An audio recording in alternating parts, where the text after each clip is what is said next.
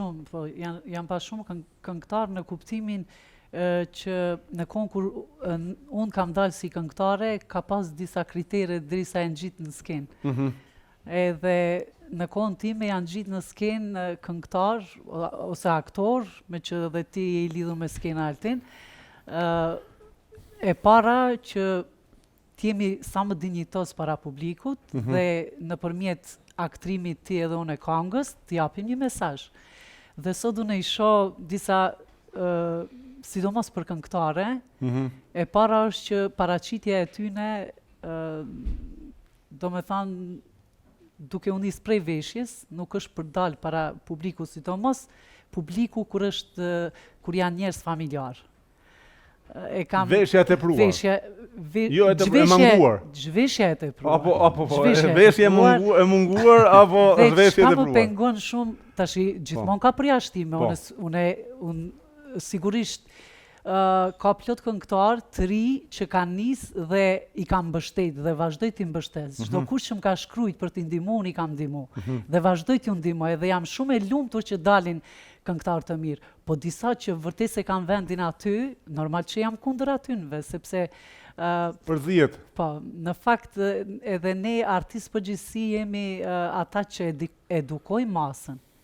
Për atë kur ngjitemi në skenë dhe dalim duhet përveç mesazhit edhe edukojmë se dua që nesër talent të ri, jo si unë, po si këngëtar të kategorisë time ose aktor të kategorisë tonë, do me thonë, kështu unë e shoh rinin në të ardhmen, ose fëmijët ata që po vinë. Absolutisht, po. Ata që vjen po të kualifikuar.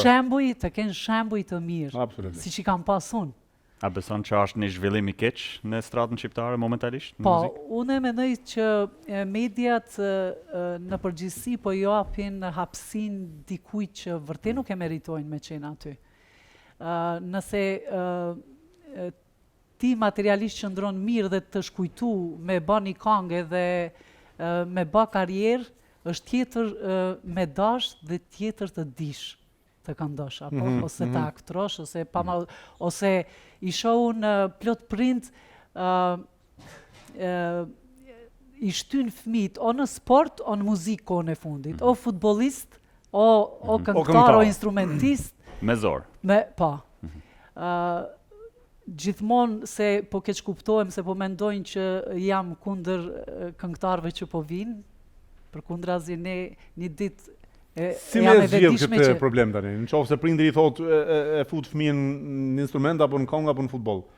Si duhet me gjetë prindi? Nëse nuk ka talent, më mirë është ta orienton dikon ku ka dëshirë dhe talent, se të hup kohë në diçka që nuk është për.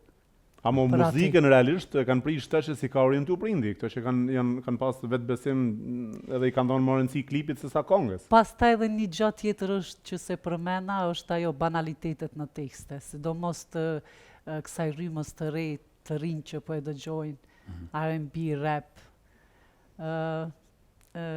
Diçka interesant ishte një ditë deti djalim 12 vjeçar. Unë zakonisht nuk i lej me i ndëgju këto këngët me tekste banale dhe kush e di ku e ka dëgju edhe më tha nana për një filan këngëtarin, tha nana, e kam një pyetje, tha filan këngëtari, tha a ka nana dhe bab?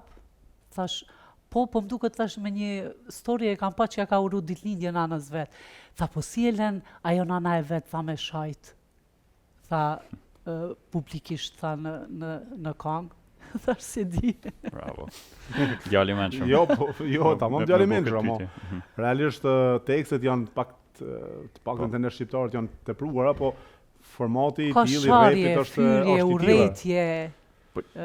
Ç'ka mujt më ndryshu kaq shpejt, se më kujtohet, domethënë para 10-20 vite vlerat ndryshe janë këngë shqiptarët. Sot me pasë çfarë muzike del